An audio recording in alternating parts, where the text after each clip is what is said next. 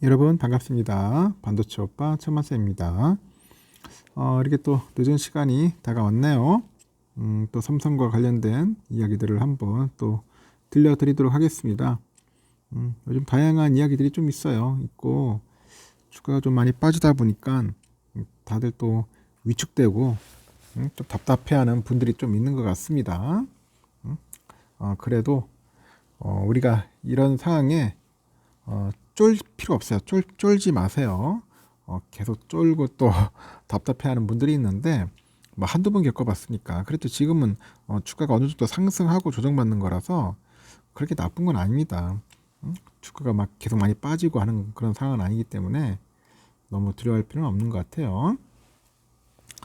이제 내일이면 이제 총선이 시작되겠죠. 내일 총선 투표를 하게 되는데 제22대 국회의원 선거가 이제 증시에 어떤 영향을 미칠지 이제 투자자들의 이제 관심이 커지고 있습니다.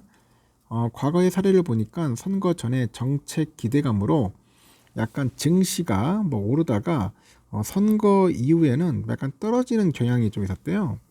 떨어지는 경향이 좀 있었는데 올해는 정부의 그 기업 밸류업 프로그램 때문에 1분기에 증시가 많이 오른 만큼 이 선거가 끝난 2분기에 그 주가가 좀 조정될 것이다. 그런 이야기가 있습니다. 2분기에는 주가 좀 조정될 거라는 관측이 좀 많아요. 그러나 이 밸류업의 그 2차 가이드라인 발표하고 금융투자소득세 폐지 그리고 공매도 해제 등 이 정책 방향에 따라 가지고 증시가 또 더 오를 수도 있다는 그런 분석도 있더라는 거죠. 증권가에 따르니까 2000년 이후로 열린 총선에서 이 선거 직전에 한 달간 대부분 코스피 지수가 좀 올랐다고 합니다. 총 6차례 그 총선 중에 이 코스피가 7.52%나 올랐다고 하죠. 17대 총선이죠. 2004년도. 이 지수가 0.93% 오른 올해까지 합하면 총 7차례 중에 5차례가 상승을 했는데 이 총선 전에 한 달간 코스피 지수가 떨어진 거는 2000년 16대하고 마이너스 2% 정도 2012년 19대 마이너스 1.18%두 번뿐이라고 합니다. 두 번뿐이다. 정치권이 그 쏟아낸 각종 공약하고 이 청사진이 이 투자자들한테는 뭔가 경기가 좋아질 것이다 그런 기대를 심어준 것이 증시를 밀어올린 원인으로 이제 분석이 되는 거죠. 선거 이후에는 반대로 코스피 지수가 떨어집니다. 선거일로부터 한 달 뒤까지 코스피 지수 흐름을 보니까 2000년 이후로 총 6차례 중 4차례에서 코스피 지수가 최대 16.14%까지 이제 하락을 하는 거죠.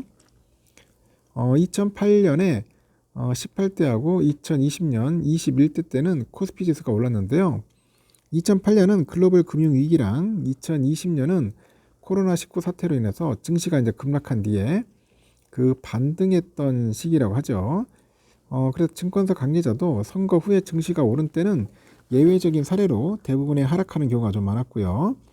이 선거 결과에 따라서 실망 매물이 쏟아지고 이 공약에 대한 기대가 사라지다 보니까 증시에 좀 부정적인 영향을 미치는 것이다. 그렇게 이야기를 좀 하는 것 같습니다.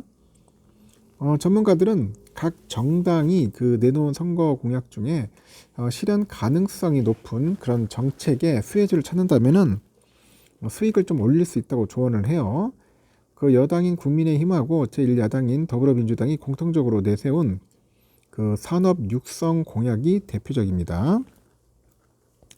이 공약은 반도체, 바이오, AI 분야를 지원하는 그 방안을 담고 있는데 중소기업하고 스타트업 중에 그 수출 기업의 세제 혜택을 좀 줘요. 그리고 에너지 사용료를 절감해주는 정책도 이제 포함되고 있다고 합니다. 그리고 금투세하고 이제 상속세 관련 공약은 각 정당이 상반되는 입장인 만큼 어느 쪽이 당선되느냐에 따라서 증시 향방이 갈릴 수가 있겠죠. 국민의힘은 금투세가 코리아 디스카운트의 원인이므로 폐지해야 한다고 주장을 하고 있습니다. 반면에 민주당은 이제 1조 원의 세수 감소가 우려된다. 그래서 유지해야 한다. 그런 이야기를 합니다. 이거 골 때리네요. 이거 참. 저는 금투세 이거 반대하는데, 민주당은 금투세를 그냥 유지해야 한다는 입장이고, 국힘당은 없애야 한다 그런 주장인 것 같습니다. 여러분이 한번 잘 판단해 보시고요. 하여튼 금투세 폐지가 이전 그 개미들의 투자 수익을 20% 이상 높여가지고 뭔가 단기적으로는 주식 투자를 활성화될 수 있지만은 뭐 세수 감소로 인해서 부장이 나타난다 그런 얘기입니다. 아니 세수가 감소되는 거 다른 쪽에 세금을 뜯어내는데 주식 투자하는 사람들한테 자꾸 세금을 뜯어내려니까 이게 참 환장을 노릇입니다. 그리고 상속세는 국민의힘은 완화 표현이에요. 완화하자. 민주당은 유지해야 한다. 뭐 그런 입장을 또 보유하고 있네요. 일각에서는 그래요. 상속세를 완화하면은 경영자가 이제 가업 승계를 위해서 인위적으로 주가를 누르지 않아도 되기 때문에 뭔가 주가 부양에 도움이 된다고 하는데 근데 소득 재분배를 또 막아가지고 양극화가 심화될 거다. 뭐 그런 의견을 가지고 이제 맞서고 있다는 겁니다. 오는 6월까지 한시적으로 금지된 공매도가 총선 이후 재개될지 여부도 관심이 쏠려요. 국민의힘은 공약집에다 공매도를 언급하지는 않았습니다. 근데 민주당은 이 불법 공매도 모니터링 및 처벌 강화 등을 공약으로 내세웠던 것 같습니다. 제가 봐도 이건 불법 공매도는 처벌해야죠. 이제 그런 부분들이 없도록 신경을 좀 써야 할 것 같습니다. 그래서 이제 선거에 따라서 또 향방이 또 바뀔 수 있어요. 또 바뀔 수 있기 때문에 어떻게 될지는 좀 더 지켜봐야겠지만은 하여튼 제가 볼 때는 좀 많은 변화가 좀 있지 않을까 하는 생각이 듭니다. 우리 삼성전자는 83,600원으로 마무리됐고요. 보니까 84,900원에 잘 올라갔어요. 아침에 반짝 올라가더니 그냥 쭉 밑으로 내려가더라고요. 그래가지고 83,100원까지 빠지대. 83,100원. 이때가 거의 바닥이었음을 어느 정도 직감을 했는데 그래도 다행스럽게 500원이나 올랐습니다. 83,600원. 오늘 마침 그래도 외국인들이 504만 주나 샀다. 500만 주 이상을 샀습니다. 이때다 싶어서 오늘 기관 애들이 526만 주 거의 뭐 풀매도 때렸고요. 개미들이 8만 6천 주 정도 이제 매수를 한 거죠. 그리고 기관에서 보니까 외인들은 골드만이 한 43만 주 정도, JP가 41만 주 매수했고요. 모건 애들이 한 11만 5천 주 정도 이제 매도를 했습니다.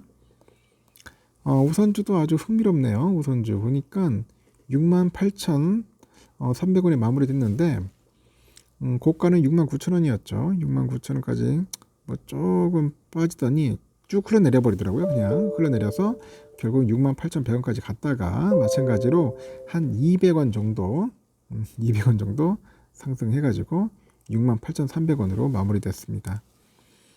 오늘 외국인들은 그냥 꾸준하게 들어오는데 오늘 기관하고 개미들 특히 개인들이 팔았고요.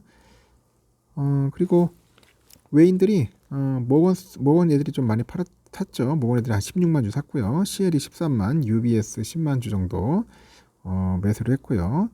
반면에 또 UBS들이 한 24만 주 매도를 했습니다. 이렇게 해서 오늘은 본주랑 우선주 좀 떨어졌다, 좀 빠졌다, 좀 조정받은 겁니다. 일단은 내일은 휴장이니까 오늘 좀 한템 보시고 또 다음 주가 아니죠. 목요일 날 또 장이 열리니까 그때 또 기도를 많이 해야겠죠. 제발 좀 올라달라고 기도를 해야 할 것 같습니다. 여기까지 하겠습니다. 마지막 방송에 뵙도록 할게요.